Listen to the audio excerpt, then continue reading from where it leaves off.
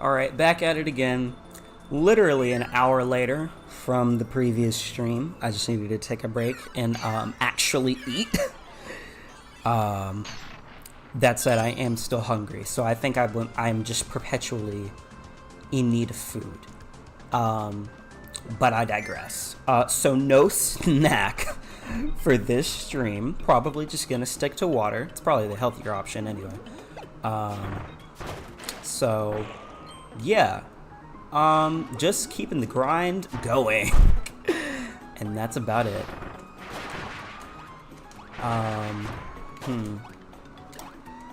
I should have thought about conversation pieces for this stream, but I did not, and I kind of used up the one I could use. Oh yeah, also bonk. So that's cool. So yeah.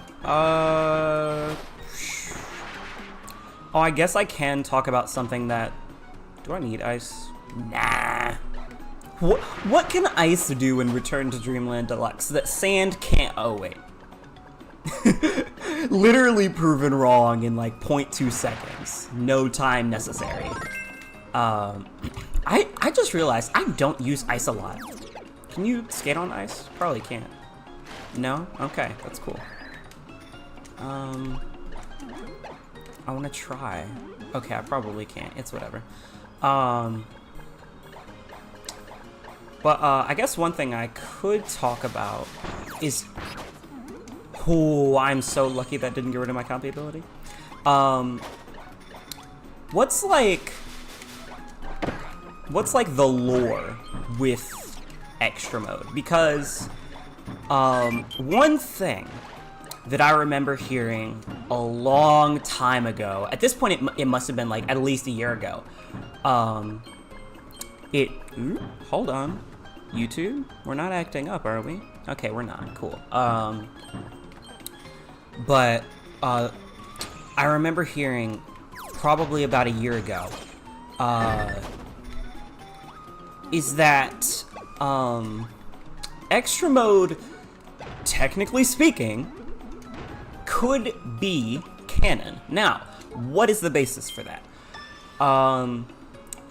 And again, it sucks because like I can't definitively say this. I don't know what I'm about. Like what I'm about to say is something that I don't know to be a fact. But according to things I've seen on the internet, and this is something that I actually legitimately plan to pay attention to when we get there, is that the way that extra mode is technically canon is, oh, this is useful, is that the scene that happens at the beginning of Magolor Epilogue, which again, chronologically has not happened yet, but bear with me, it shows, it's like basically connecting the events that Kirby experiences with the events that Magolor experiences. So, like, the last thing that we see, or I guess the last thing we could have seen 12 years ago, and we are now seeing with this remake. It shows, like, you know, Magolor's defeat by Kirby, yada yada, and then he goes into the Dimensional Abyss, so that way he can redeem himself. What the heck? So that way he can redeem himself. And the thing that I've noticed, or at least I found out, can't believe I'm actually using Mecha right now, is that the form that Magolor has at the beginning of Magolor Epilogue, like before he enters the Dimensional Abyss, is his Magolor soul form, which I believe is the form that we fight at the end of extra mode.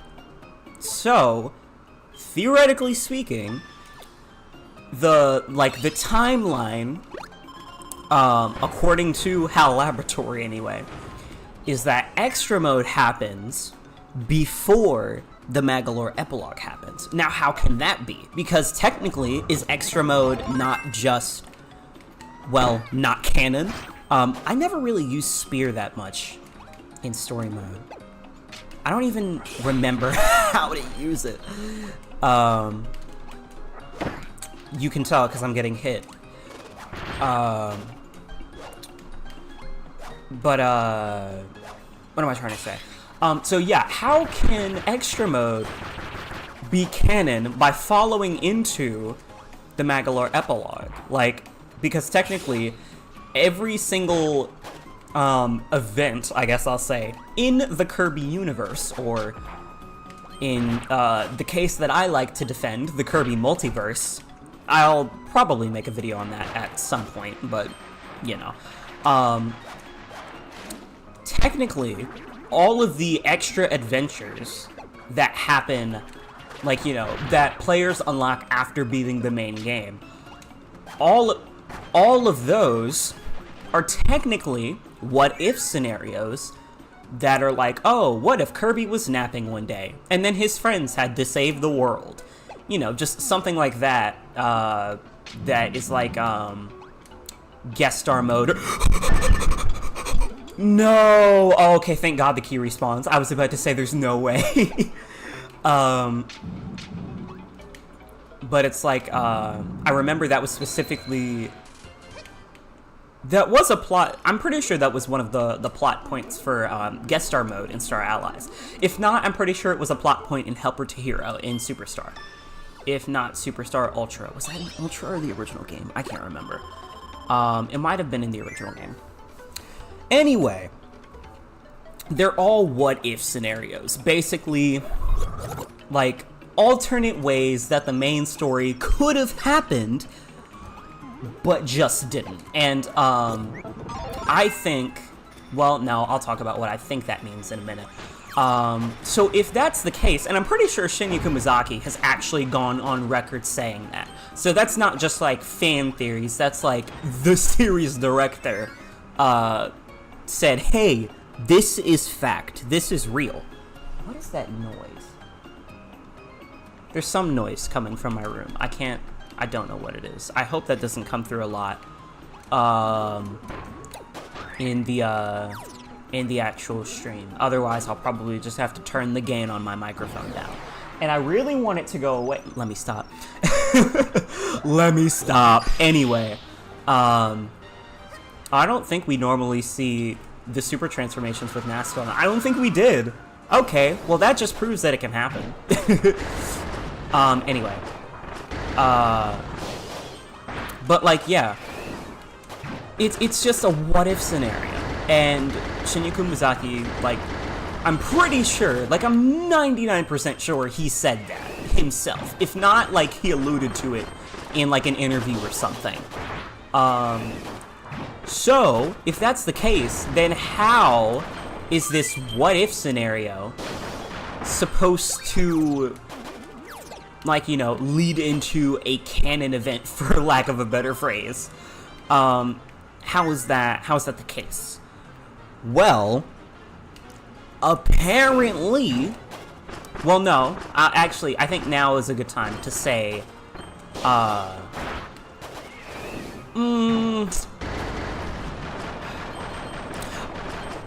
say my theory first, because, like, in order to, like, properly understand everything... There it is, that noise went away. To properly understand everything, like, you just have to... I feel like you just have to know... Oh my gosh, are you kidding me? It came back. Like, you just have to understand how Kirby lore works. And is most of it interpretive? Yeah, that's kind of one of the downsides of it, is that there's no concreteness to it. But, I mean, eventually, with how many lore dumps we've experienced over the last gaming generation, shoot, you get used to it. I think that... Okay, no, hold on. Is it theory first, or... Okay, we'll do theory first, and then I'll do my thoughts next. So my theory is that every single what-if scenario in the entire franchise, in every single game, those are alternate universes, or I guess in Kirby's case, because this is what they're often called. Can you just? No, you can't. Okay. I believe this is what they're often called, or at least that's what this game leads me to believe.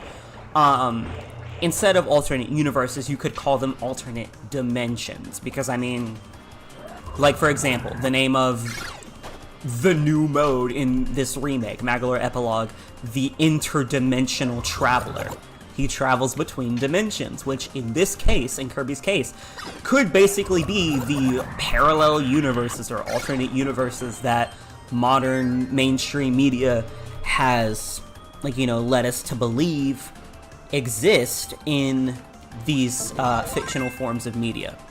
So in that case, it's probably not a great copy ability to take to this boss, but I digress.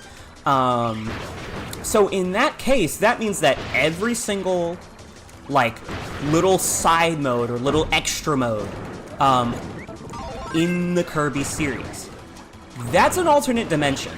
That may not be canon to Kirby, but it could be canon to another universe entirely. So, what I like to say is like, say, story mode in Return to Dreamland Deluxe, for example. That is what I would consider the main dimension or main universe. And, like, you know, it's not just story mode in Return to Dreamland that occurs in that universe. Like, you know, story mode in Triple Deluxe, story mode in Planet Robobot, story mode in Star Allies, the main story in Forgotten Land. Like, you know, all of the other main stories and all of the other mainline Kirby games. Maybe not the spin-offs, that's when we're getting into a little different territory, but at least the mainline games for sure. Though, with all of the information that's coming in spin-offs, I'm starting to think that spin-offs are canon too. And they're not, just in their own little pocket dimensions, not literal pocket dimensions, but you understand what I mean. They're in their own little bubble. They don't affect the main dimension. But, like, I feel like Super Clash is a great example of, hey, I'm a spin-off that's canon, because now it is canon. This noise is going on and off. It's probably just my AC that I wish I could turn off, but I can't for some reason. Love that. Anyway, I can ramble about issues that I have with this place another time. But, yeah. So, like, yeah, I say all that to say, extra modes, I'll just use that as a very blanket term. Extra modes are in alternate dimensions. Cool. What does that mean for the actual series canon that happens to Kirby? I think that means that... Okay, wait, no, because then, actually, if we're asking that question, then that would lead to my thoughts and not my theory. My theory is basically, yeah, the Kirby series has a multiverse, and, like, you know, everything that happens in all of the story modes in all of the games, those are canon events, and those happen to Kirby in the main dimension. But everything that happens in an extra mode, those are alternate dimensions, all of which may not be canon to Kirby, or at least not currently canon to him. But my thoughts, at least, again, like, it's so difficult to, like, explain this, in a capacity that involves both player inference and legitimate canon. It's hard to factor both into something that's accurately coherent. But I'll do my best. So my thoughts on, well, actually any extra mode or mode that's kind of like extra mode where it just takes the main game but makes it harder. I'll say what I think first, and then I'll give an example. I think that the way that it works is, let's say, I'll use Return to Dreamland Deluxe as an example once again. Okay, so story mode happens, right? everyone finds the heroes of Planet Popstar. They find all 120 energy spheres.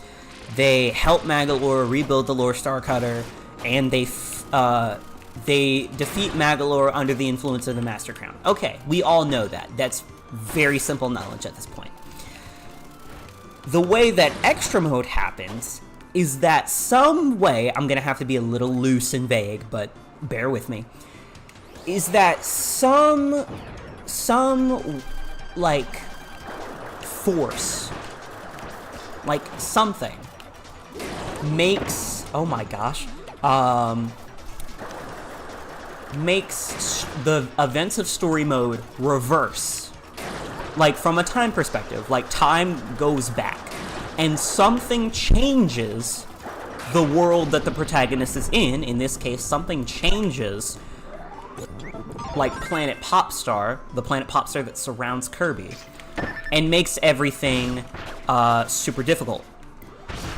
Now, I can't exactly explain what that force would be, because, again, we can't, like, really talk about that in a canon fashion. That's not really something that's been talked about before, or at least in an official capacity. Oh, thank you for wishing me luck with extra mode. Yeah, I assume the final boss is probably going to be really hard, but I'll be fine. Anyway, but like, yeah, like some force basically resets the world, but also changes it so that the protagonist's adventure is more difficult. I also believe this to be true in you know, like, hero modes in Zelda games.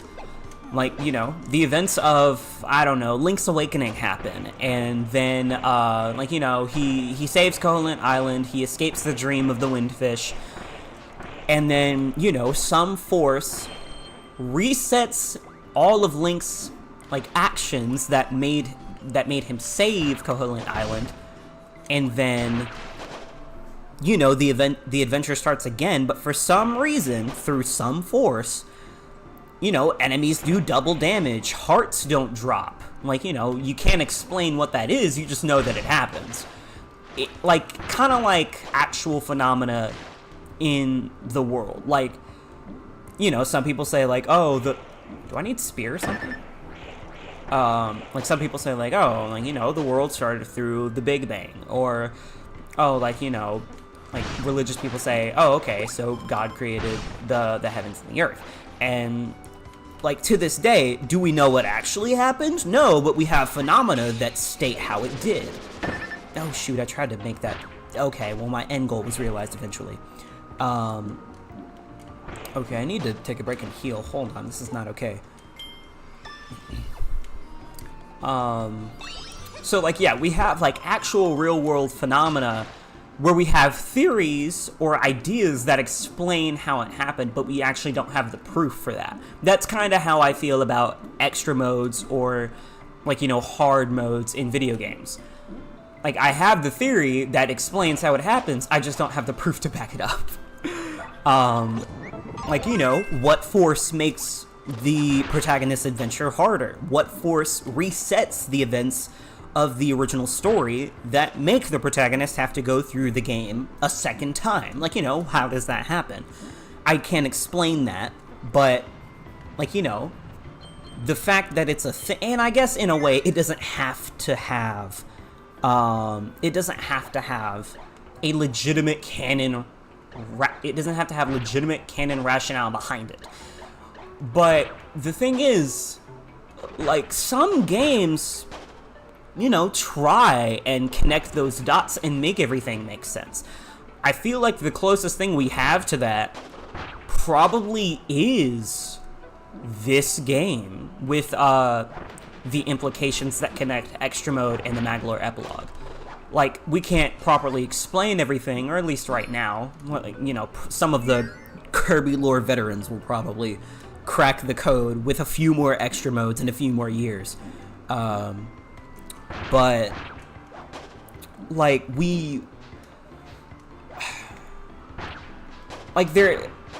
there can be a reason, I guess is what I'm saying. There doesn't have to be, because these are video games. Like, at the end of the day, this is just a form of entertainment. It's a form of media. Like, does it have to have legitimate rationale and reasoning behind it that we would use in the real world? No, it's just entertainment. But can it have that thought, that, like, you know, reasoning, that real world logic behind it that connects everything and makes it coherent, and honestly makes it a more engaging and interesting form of media? Oh, absolutely. That's why I even have these thoughts and these theories to begin with. So, yeah. Although when I fought Magular Soul for the first time in the extra mode, I mean, I kid you not, several tries in order to defeat him, but I eventually managed to beat him. Honestly, if I have sand or stone, and some souvenir items with an iron will, I'm not saying it'll take me one try, but, I can do it. I know that. How many tries did it take me to beat Chaos Alphaless in Forgotten Land? Like 2? It took me 2 tries. Although I did do, like, a bunch of grinding to, power up every single copy ability in the game, which I will... Okay, how do you get out of the shoe? I know there's a way to get out of the shoe, but how do you get... Okay, I don't know. Oh, it's just B! You just push B. Okay. I saved that. Let it be known. But yeah, not my first time with a difficult Kirby boss. I'll probably be able to do it within... I'll give it 3 attempts. That's a little Wait, no.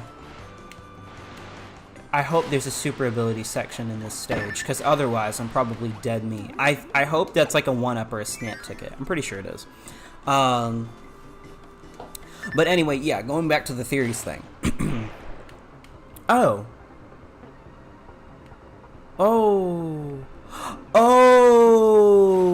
wait.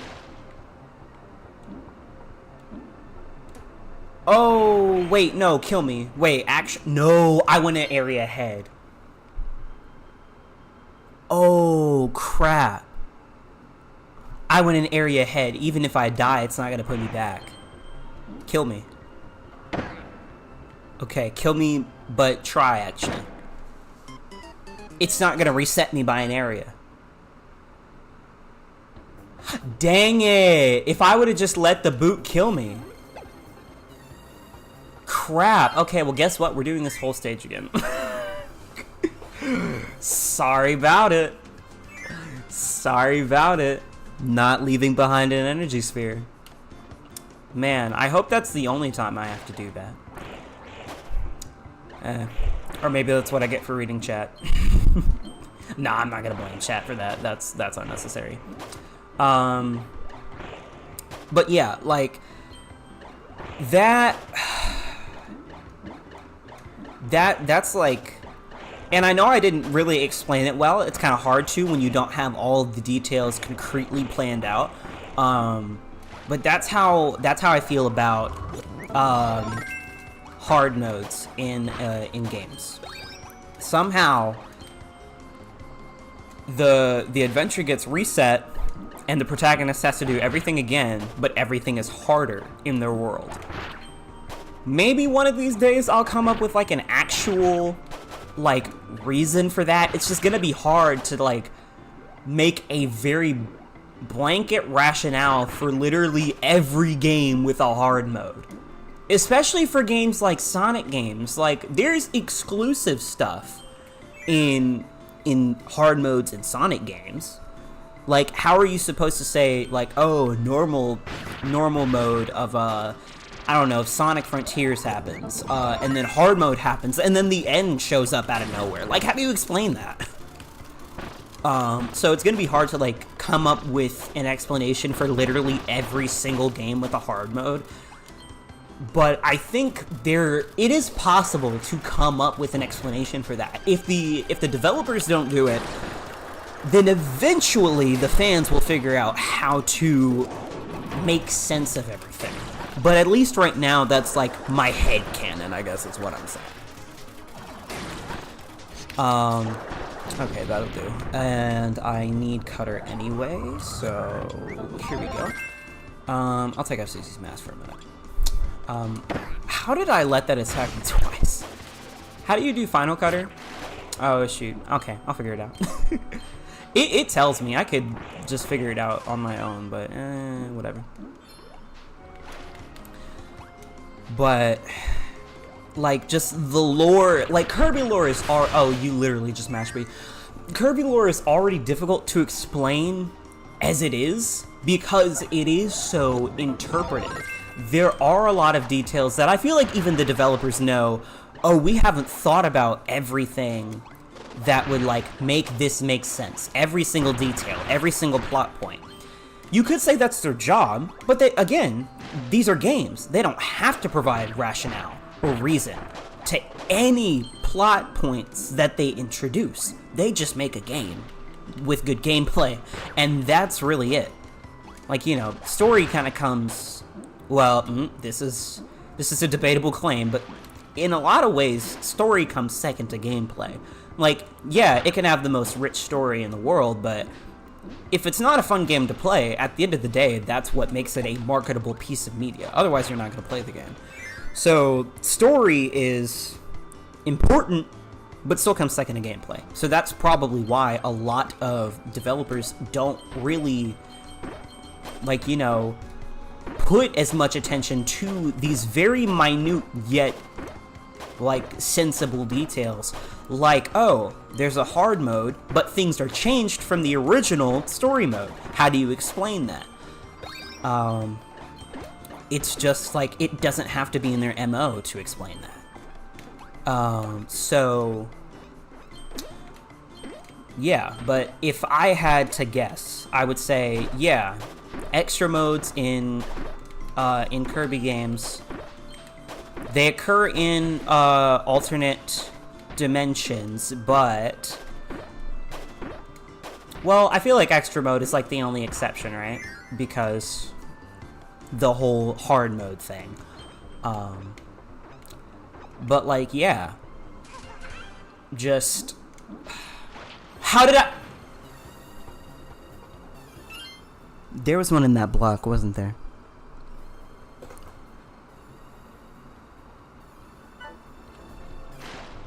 Why am I so stupid? Oh my gosh, I'll go back and get it later. I don't need to get it right now. You gotta be freaking kidding me.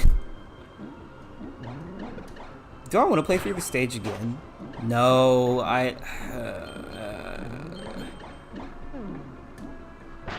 Okay, this is why you're supposed to be good at video games, so that way you don't have to play the same oh shoot, the same content over and over. Anyway. But yeah, I feel like extra mode is like the one outlier in Kirby where it's like, oh yeah, this isn't happening. I don't think I got in your mouth, but sure. It's like the one exception to, like, the whole it happens in an alternate dimension thing. I think, again, oh my gosh, I can't explain it, but I feel like extra mode and story mode happen in the same dimension. I do strongly feel like that. One of these days we need to get someone from HAL Lab. We just need to get HAL Laboratory to explain all of these different plot points. Because I tell you, it may not seem like it's important, but it's important to me. It's important to the lore enthusiasts who literally spend hours trying to connect some plot point in the remake of a 12-year-old Wii game to a 4-year-old, 5-year-old spin-off that was a microtransaction gimmick.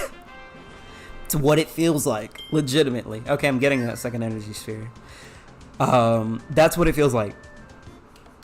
So, okay, I need to, like, try and speedrun this as efficiently as possible without taking damage, because we prefer to not die a bunch. But, yeah. So, the thing is, Like, okay, no, I can't keep explaining plot details, because a lot of the new lore details that we discovered in this game come from the Magalore epilogue, which is very important. So I won't keep talking about that, and I'll probably just make a separate video about it, or leave it up to the veterans, because sometimes they know more about what they're talking about than I do. And especially because I normally just go off of the, I go off the English versions of the games. I really should start paying attention to the Japanese versions, because that's where most of the plot holes in the English versions, and just other plot details that we don't get in the States, or just anywhere outside of Japan, that's where that comes from. It comes from the Japanese games, or the Japanese versions of the games. Because translation, it's gotten better over the years, but sometimes things still get left out, and I wish they didn't. Because that would make, you know, lore so much easier to dissect, but it's not. But such is life. You're not getting me this time. Okay, that's rude. Oh wait, no, was it in that room? Did I skip the room? Is that where it was at? I thought it was in one of the blocks with the boot. The boot has a name. I don't know it yet. But that's probably where it was at. Can I just go over this? I think I can. Yeah, bye. Not going underwater for that one. I just know I need spear to get to this. I'm pretty sure this is the energy sphere I skipped. Because if we go down here, yada yada. Oh no, it's on the other side. And it's over here. I think I skipped this by accident. Which I did. Why did I skip this? That was kind of dumb on my part. Okay. What else to talk about? Because I very easily and quickly run out of conversation topics. I mean, I am wondering how the Trurina for this game is going to go. So something actually I learned about the game after editing everything in an editing frenzy, like I did, is that the Trurina does not just require you to beat extra mode.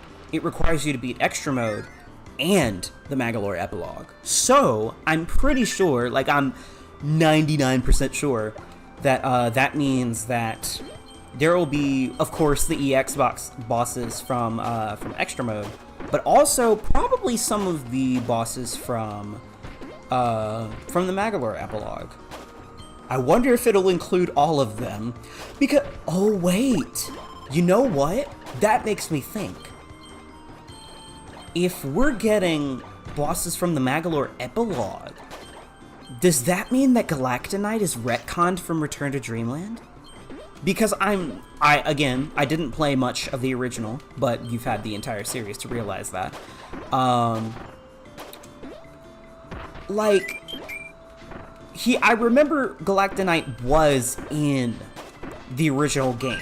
Like, that was his, like, honestly, for lack of a better phrase, that was his big return.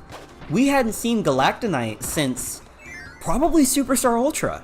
And the gap between Superstar Ultra and Return to Dreamland is like...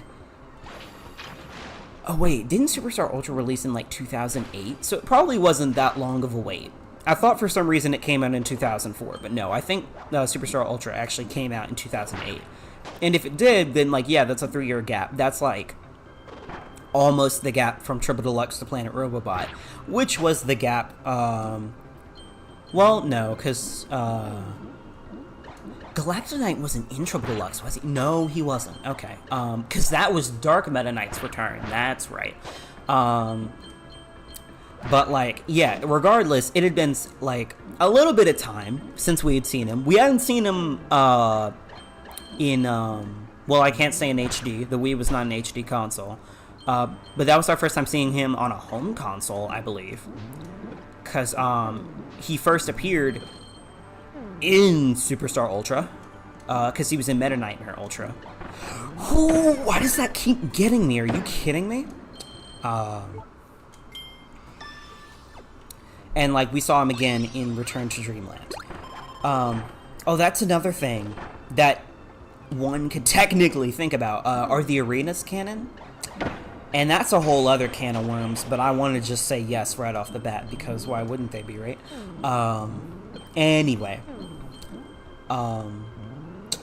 But, like, yeah, I remember Galactonite was in the original game, but considering that we have new bosses and more of them, does that mean that Galactonite's not in Return to Dreamland anymore? That would be crazy if so. I'm getting a lot of 2s, and that's an issue. But that would be interesting if so. Because, like, this was the first game that the butterfly was in. That would make, like, that would be a double whammy. Like, dang, the butterfly, like, this was the butterfly's first appearance, and Galactonite's not in the game? Nah, that's crazy. But, that is something to think about. Because I don't know how many bosses were in the original True Arena. But if it's the same number, like, if it's the same number as the number of bosses in the remake True Arena, then that means that they're probably retconning Galactonite. But that just does not feel right to me. I guess as someone who has been keeping up with the lore since Triple Deluxe, because I was there for it. I hope that wasn't an energy sphere, was it? Oh, I guess we're about to find out. Actually, no. Kill me. Kill me. This is worth it. This is so worth it. Just kill me. Because I'm not going into the next area. I don't care if it's a stamp ticket. I want that sense of security. Kill me, please. Okay. There's probably going to be a lot of strategic deaths in extra mode, so that way I don't flub up a lot. But we get through it, and they literally warned me with that red point star, so I don't know why I didn't take heed.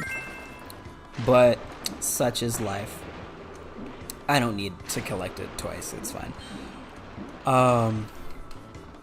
But, like, yeah, I've just been keeping up the lore for so long, and especially, there's no way I'm about to miss it twice. Hold on. But it's literally for point stars. It's fine. It's okay. Oh, hammer. Oh, hammer's probably going to be needed for something. Though I could have just random copy essenced into it.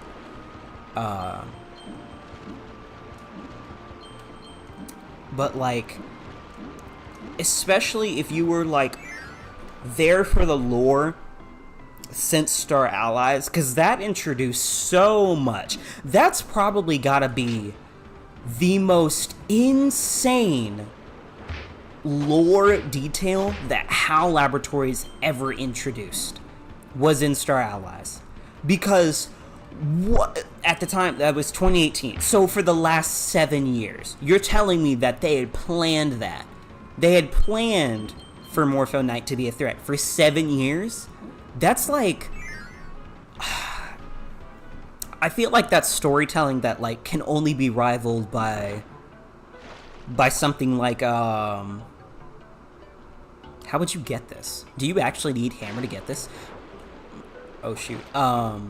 That's something I feel like that can only be rivaled by, like, Marvel level storytelling, or like DuckTales or something like that. Very, what's the word I'm looking for? Like, it's on the tip of my tongue. I know what I'm trying to say.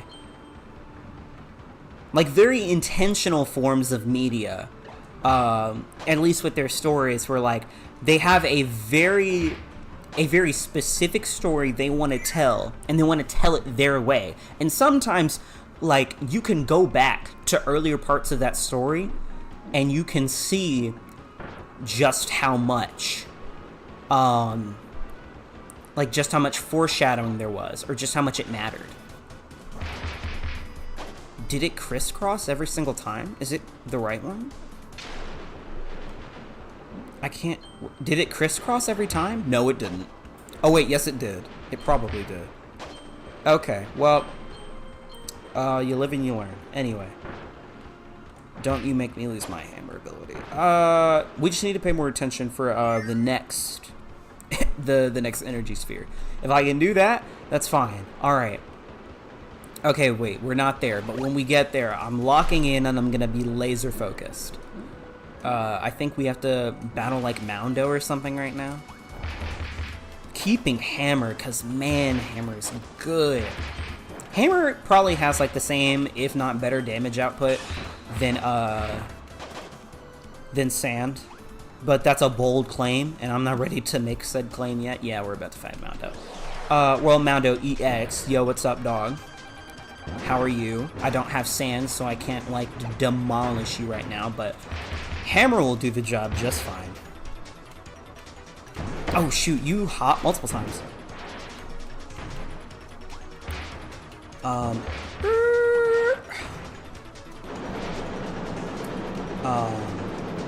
But, like, yeah. There's too much intentional storytelling that HAL Laboratory has done since 2011 that just makes it go, that makes me go like, oh yeah, they're gonna retcon Galactonite for the Return to Dreamland remake. Like, no. Like, this was technically the game you introduced not Meta Knight, Morpho Knight,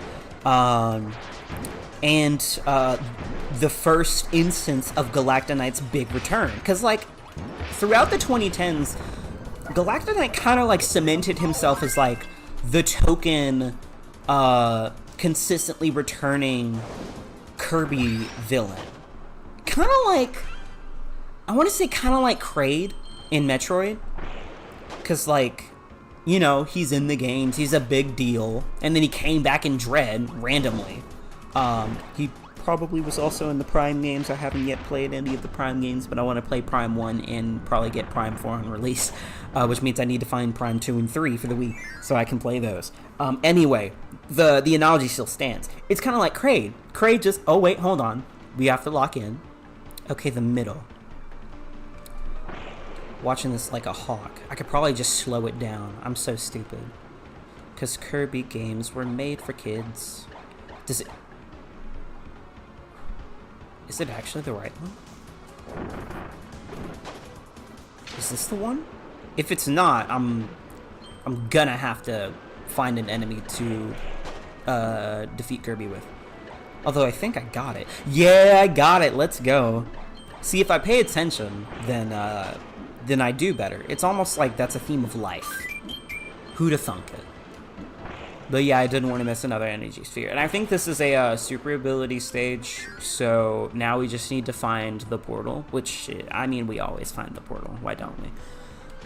Anyway, yeah, Galactonite is kind of like Kraid in that regard.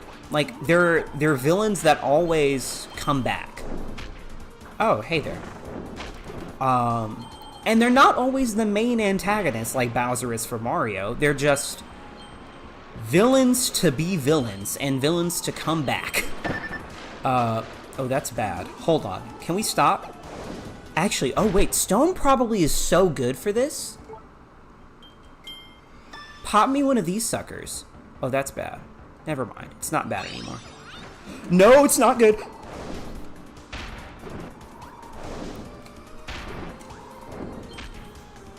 Ah, well, I just wasted a Maxim Tomato. That's great. Anyway.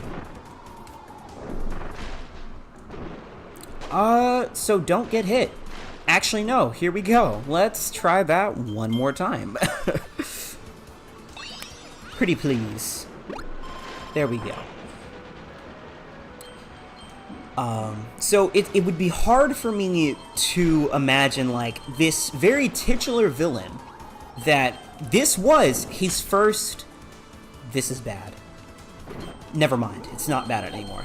This is his first real instance of being a returning villain, and you're gonna retcon that from the series? Because then the gap would be from Superstar Ultra to Planet Robobot. Because really, like, why'd I hop straight into that? I know I'm smarter than that. Because really, Galactonite has returned 3, though really 2 times. So you cut out one of his appearances, that's gonna be a big deal. Because then that's gonna do even more work to set the lore in shambles. But again, if we're actually dedicated to the series, and we'll connect the dots somehow. But I just don't feel like they're gonna do it. I don't feel like that's the case. I feel like he's still in the game. Cause like, in the True Arena in the original game, he was just there for fun anyway. Like, there was no rhyme or reason. The location, I'm pretty sure, was completely unique. It didn't take place in Planet Popstar, in Halcandra. It probably took place in another dimension, if I had to take a guess, because that place is already lore central for this series anyway. So why not just keep following that theme? Put the secret final boss in the secret lore area, and all is right as rain. But like, I just don't feel like they're gonna do it. I don't. And like, I keep saying it, like, people know by now, because there are other people who have played this game, millions of people, probably a bunch of like Let's Players too, because I Let's Play games like slow as heck. Buddy, thank you, much appreciated. Would love some calamari. Anyway, it just. Also, I just realized the interdimensional portals look different. They're a little more red, pink-ish, which is a little weird because I don't think the backgrounds are, or maybe they are. I don't know. So yeah, but I mean, we'll find out eventually. It's not going to take us very much time to get to the end of extra mode and then to get to the True Arena and be like, oh, he is in the game, or oh, he's not in the game, and they just replaced him with all the bosses from the epilogue, which in a way is kind of like lore trading. Which is very unique to think about. Like, oh, we're gonna trade this one piece of lore for this new lore that we introduced. Kind of like, actually, it's more like pulling a Captain Toad in a way, which I think is another thing that I explained at some point in this series. Just randomly, they were like, oh, Super Crown, here's the backstory, and it's like, but this game was supposed to be like a prequel to Super Mario 3D World. What happened to that? And like, not to mention that it's still also supposed to be a prequel. That's point stars, I'm not worried about that. Is that it's also supposed to be a prequel to Odyssey now. And like, did we ask questions? Oh, heck yeah, we're just more confused now. I don't want either of these copy abilities. Can you give me a better one? Ideally sand. What's sand after?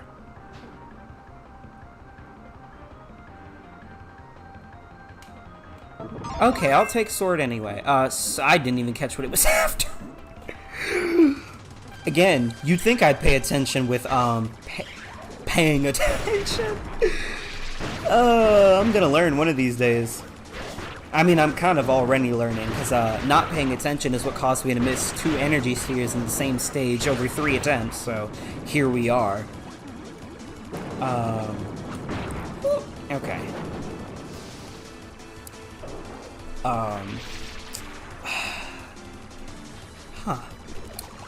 But yeah. The lore with this series is insane. Like, there's so many details that could, like, make it seem like one thing is canon, and then it retcons another. And then, like, some whole games aren't considered in the mix, and some games should be, but lore is always complicated in this series. It's hard to get a clear timeline going, as it's always been, I guess, though. I wonder what lore the next game would try and introduce. Cause like, with Forgotten Land kind of started dipping into that other dimension, like the multiverse theory that I have. Like, the Forgotten Land does not exist in the same... Geez, I want to say dimension now, because it doesn't. Because an interdimensional portal took Kirby and all the residents of Popstar to the Forgotten Land. It does exist in another dimension. Not like the place another dimension. It exists in an alternate dimension. That's a better way of saying it. So like that was really the first game that kind of started to fall into the multiverse theory. But like this remake was really the first game to embrace it because they kind of used Magolor to expand on that idea. Forgotten Land just kind of gave us like a taste of it. Because, I mean, like, think about it. We spend the entire game in the Forgotten Land and, like, basically has nothing to do with Popstar besides, like, you know, the whole, I'm gonna make the worlds collide and it's gonna destroy them both. And, you know, that was really the only extent that Popstar had in that. But it was a lot of interdimensional portals that were involved. And the fact that the Forgotten Land exists in another dimension, in an alternate dimension, jeez Louise, that kind of like dipped its feet into the pool of the multiverse theory. But like besides that, the lore for the the lore from Forgotten Land. Actually, no. I was gonna say the lore from Forgotten Land wasn't that serious. It really just said the Forgotten Land is a place that exists in an alternate dimension from Planet Popstar. And that's really the biggest things, at least location-wise, that we got from Forgotten Land. You could say, like, yeah, there are... Well, actually, no. There are more connections because Lab Discoverer, the people who left... Why did I just do that? Alright. We're doing this the hard way, because I did not look. Always look before you leave. Actually, I could just toss the key.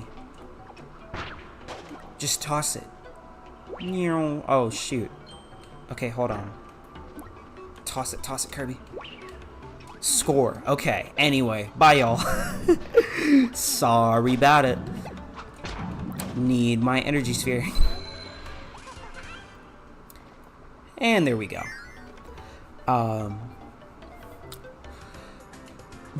Yeah, like, Forgotten Land actually introduced more lore than I give it credit for. Because right now I'm just thinking, like, location-wise, but, like, yeah, with all the people who left behind the Beast Pack in the Forgotten Land at Lab Discoverer and kind of locked up the Great One before Elphalin's escape. Like, yeah, that is important. Probably has a lot to do with the Ancients, if I had to guess. Because we really don't know what the Ancients were. I think the closest thing that we got to figuring out what the Ancients were, like what race they are, was Highness's whole deal in Star Allies. And furthermore, Corrupt Highness's further lore expansion details in Heroes in Another Dimension, which I have not put as much research into, but I probably will once I get the Let's Play underway. Star Allies is going to be a long Let's Play, jeez. Considering the amount of work that I'm going to have to put into it. Not only connecting the lore of Kirby in general, which I would already do in my spare time anyway, but the work that I'm going to put in to actually give what I think is a 100% Let's Play of the game. Because you could just... I guess I'm going to use this as an opportunity to talk about Star Allies now. You could just say that, doing all of the modes and showing off everything is enough to do 100%. Oh, no. No. At least not... I didn't know there was an invincible candy up there. Wait, I want to go back and get that. I didn't know that was up there. Anyway. But, like, you could say that's enough, but no. Not in my opinion. Because it's already a lot of work to show off the unique rooms in the Dream Friends runs of guest star mode. That's already a tall order, which is what I want to do for my Let's Play. That's going to be a lot of work. Then consider the fact that, you know, if you really want to complete guest star mode, you would do a run with every single friend character.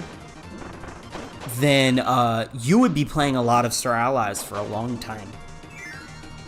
And that's what I plan on doing.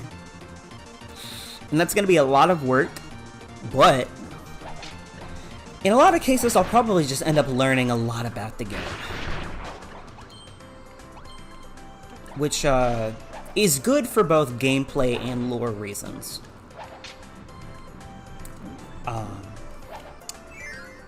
But yeah. But like, Highness is probably the closest we've gotten to really figuring out who the Ancients were and what they did. Like, Magolor is kind of the other half to that puzzle piece that that Highness kind of finished off for us, because besides those two, we really don't know a whole lot about the Ancients. We really don't.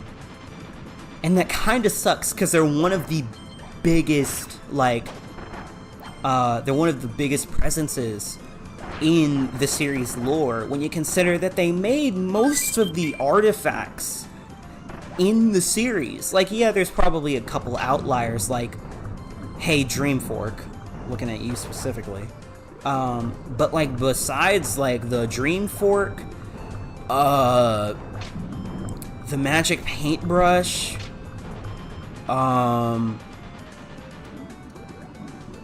what else? Dark Nebula? Maybe? I don't know. Yeah, probably Dark Nebula. There's a lot. I guess it's probably easier to get a coherent list going of, like, all the things that the Ancients have made. So, like, you know, the Jamba Hearts, the Clockwork Stars, the Lore Star Cutter. What else have they made? Like, they probably made more stuff than just that. Must have, right? Apparently everything in Lab Discover, if the Ancients are related to that, which they probably are, because I can't imagine who else would have the know-how, and, like, the resources, to make all of those ancient artifacts. Like, who else would have that? Or at least, like, you know, in centuries past, probably millennia past, like the Ancients did. It, like, you know, not just any magical entity or otherworldly race can make something as advanced as the Lore Star Cutter. A sentient dimension... You've got to be joking. Anyway, dimension traveling ship. Like, not just anyone can make that. Actually, can I jump this? Okay, I can just jump that. I'll just... Woo! Okay, that'll do. I just needed a way forward. Like, no one else would have that know-how. And I'm really trying to think. They're probably the only ones that do. Like, maybe the inhabitants of Ripple Star, because, like, I guess really how did the Crystal Shards come to be? But I think that's, like, that's their own artifact. And that was also really before the lore got established. Anything before Superstar Ultra, aka after Sakurai stepped down as series director and Kumizaki took over. Really anything before that, way less set in stone than everything already is. At least Kumizaki and his team, I should say, have been giving us the details we need to connect everything since, 2008 was Kumizaki's first project. So, like, you know, for the past 16 years, we've had enough details to go off of to connect plot points that intersect between games. Or intersect games, that's proper grammar. But I mean, really before then, probably not. So I would not be quick to say that the crystal shards would really be an artifact that the ancients were concerned with. Probably just something that belonged to Ripplestar and Ripplestar alone. But like, I just know like basically the Lore Star Cutter, the Clockwork Stars, and then like what was the other thing I said? The Jamba Hearts. Those for sure, and then probably things from Lab Discovera. If the ancients were concerned with that and were involved in the making of that, otherwise they didn't touch that. But that would bring in a new race to worry about, which is already difficult to wrap my head around. Cause like, dude, I need to drink water. I've not been drinking a lot of water this stream.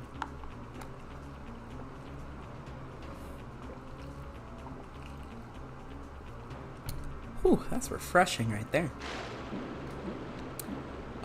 Wow, a Maxim tomato before a boss? That's wild. I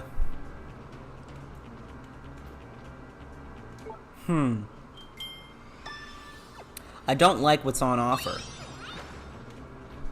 Now, what is it after? Because I keep forgetting.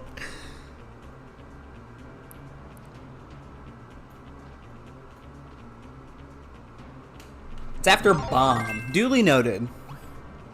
It's after Bomb. Okay. Now that we know that, Fatty Puffer EX, what's up?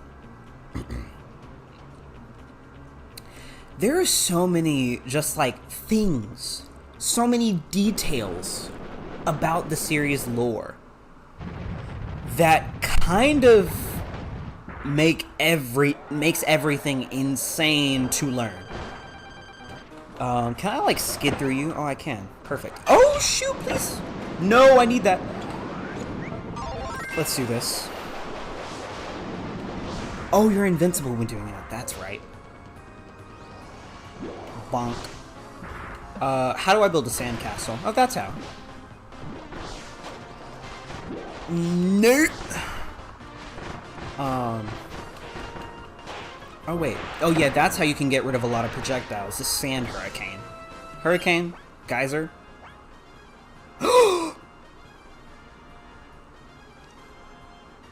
Oh, shoot. These are different. I didn't know these were different. Wait.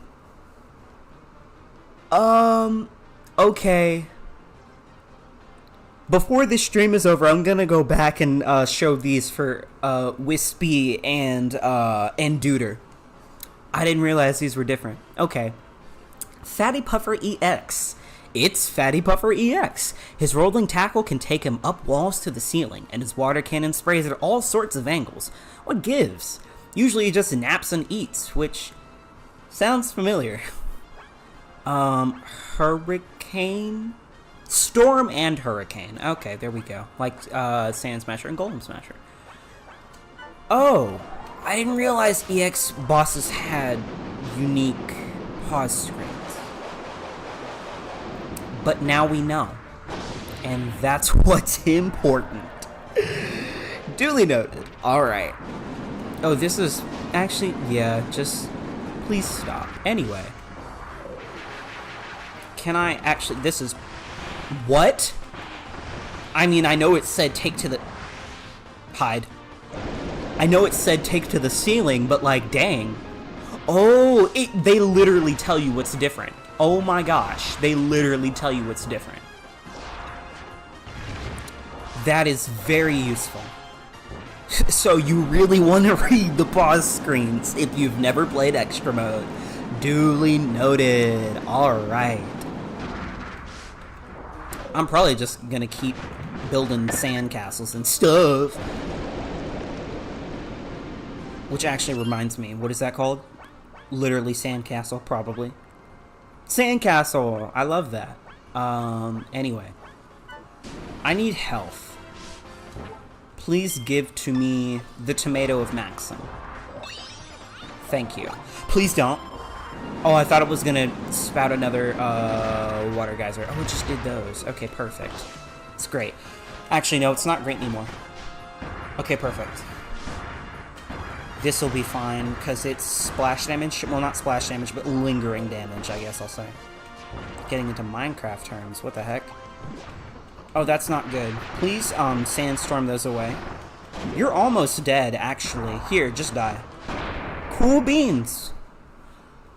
I didn't know that y'all had unique pause screens. We need to fix that. Knowledge I did not have prior to.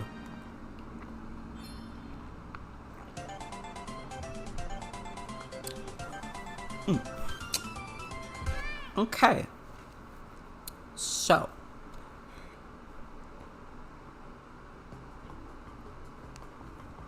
Oh yeah, I don't have to watch these. I don't have to watch any cutscenes, actually. Oh jeez.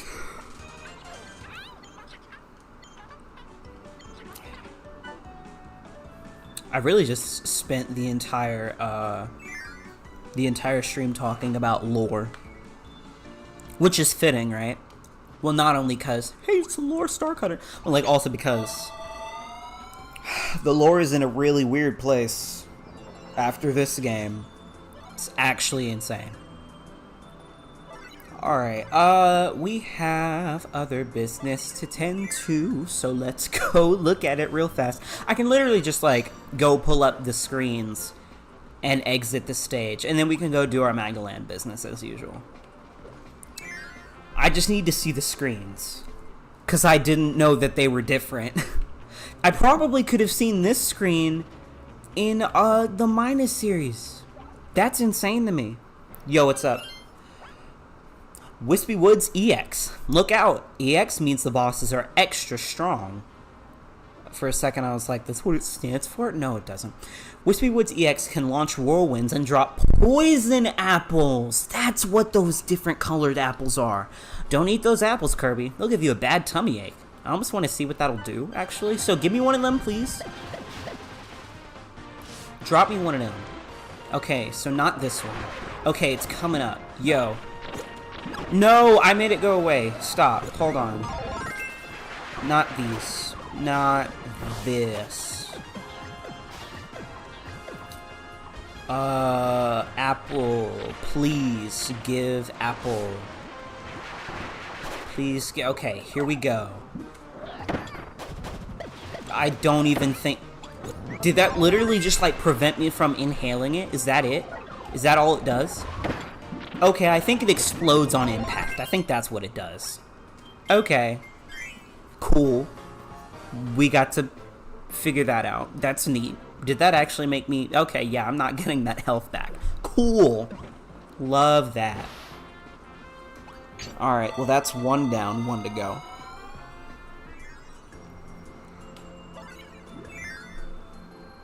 See, I love how I don't have to insert this into an episode. I can just do it in the middle of recording. Like, that's one of the other great things about streaming. It's like, you can do things on the fly. It's so much more casual. That's what I like about it.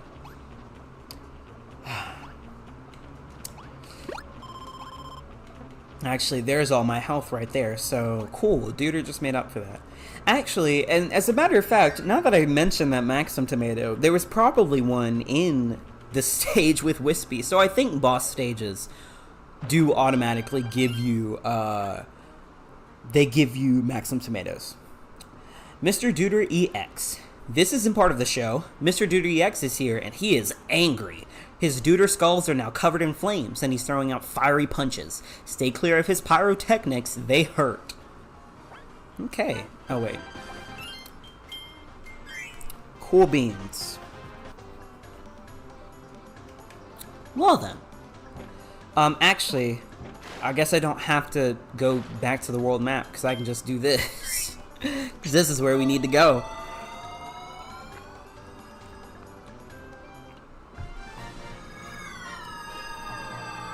It's also really weird hearing the different music, too. Cool, I could use more of those. I think I used them up at some point, Well, not all of them, but, you know, they're rapidly running out, is all I'm saying. Fatty Puffer EX. But man, another thing, real quick, before we kind of end off here, I'm so glad that, oh, I didn't really wear the Susie mask that much this stream, but, such is life. What do I want to wear? I'll wear the Robobot armor next time. Cool beans. Yoink. What was I about to say? Oh yeah, I'm so glad I'm done with Mary Magdalene, because that was, that hurt me. That, oh, it does take you back to the level you were in. Oops. But yeah, so glad to be done with that. That was 3 hours of my life that felt like pure pain, but it was also 3 hours of my life I only had to do once, and I never have to do it again. So, cool beans. I love that. Anyway. Speaking of anyway, that's gonna do it for this one. We're still kind of in the short territory. I don't think I would say short, though, because, this was an hour-long stream, but, you know, there is an episode of Kirby in the Forgotten Land that is longer than this stream. An episode, by the way. Like, I had to edit that. But I think it's just because there was so much information packed into that episode, so that's probably why. But yeah, the longest stream of this season is probably just going to be the last one, because that's when we're going to do the challenge stages in extra mode, because those are necessary for 100% completion. So that will probably end up being the longest stream of the season. But I digress anyway. Well, that is it for today, and as usual, next time we'll be jumping into the next level, which will be level 4, White Wafers. Thank you all for watching, and I'll see y'all in the next one.